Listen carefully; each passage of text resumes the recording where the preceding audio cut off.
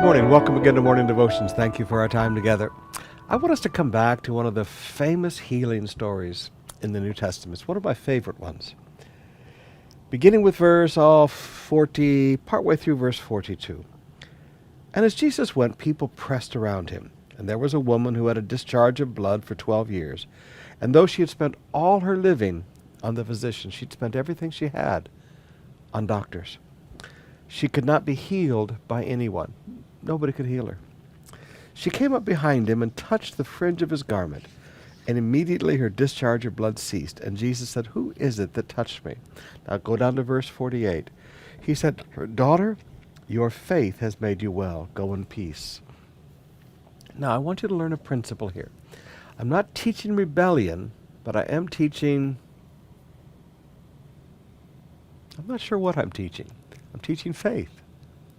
Sometimes faith will have you break the rules of men to receive the blessings of God.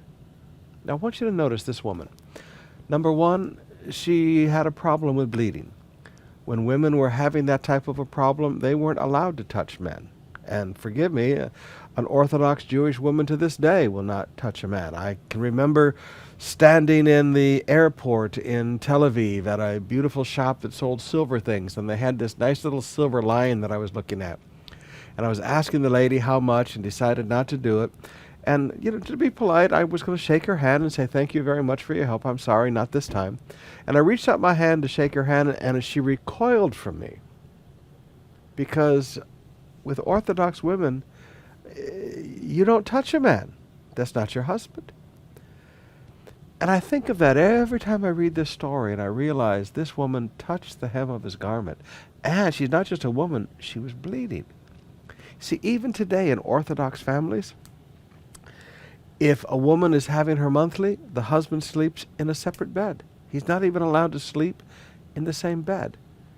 So when you understand all the religious rules and regulations that were placed upon this woman, not by God, but man-made rules, man-made regulations, and you realize that this woman broke the laws of man.